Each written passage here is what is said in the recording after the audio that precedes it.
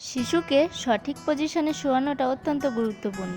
সঠিক পজিশনে না শোয়ালে শিশুর অনেকটাই ক্ষতি হয়ে যেতে পারে।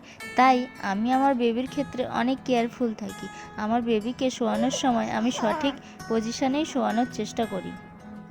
আমার বেবি যখন ঘুমিয়ে পড়ে তখন আমি আমার বেবিকে সবসময় চিৎ করে শোয়ানোর চেষ্টা করি। কখনোই উপর করে শোয়াই না বা ডান দিকে বাঁ দিকে কাত করে শোয়াই না। সবসময় চিৎ করেই শোয়ানোর চেষ্টা করি।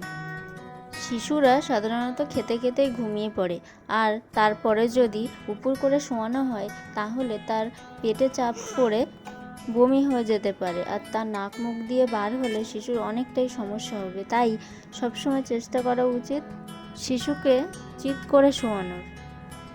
আমার বেবি যখন ঘুমিয়ে থাকে তখন আমি আমার বেবিকে এভাবে শোয়ানোর চেষ্টা করি। এমনি সময়ে সবসময় যেভাবে থাকবে তেমনটা নয়। আমার বেবি যখন জেগে থাকে তখন আমি আমার বেবিকে উপর করে শুইয়ে দিই, যেটাকে টামি টাইম বলে থাকি। সেই সময় আমি আমার বেবির সাথে অনেক গল্প করি, অনেক প্লে করি।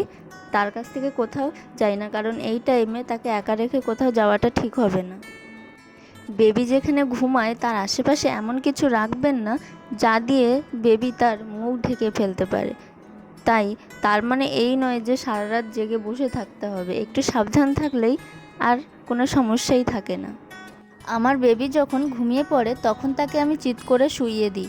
তারপরে সে যদি নিজে থেকেই একদিকে কাত হয়ে শুয়ে পড়ে তাহলে আমি আর তাকে সোজা করে শোয়াই না, কারণ সে তার সুবিধা মতোই শুয়ে আছে।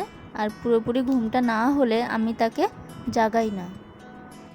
শিশুকে সঠিকভাবে শোয়ানো না হলে শিশুর ঘুম ঠিকঠাক হবে না এবং বৃদ্ধিও ব্যাহত হবে। তাই এই দিকে সবসময় খেয়াল রাখতে হবে।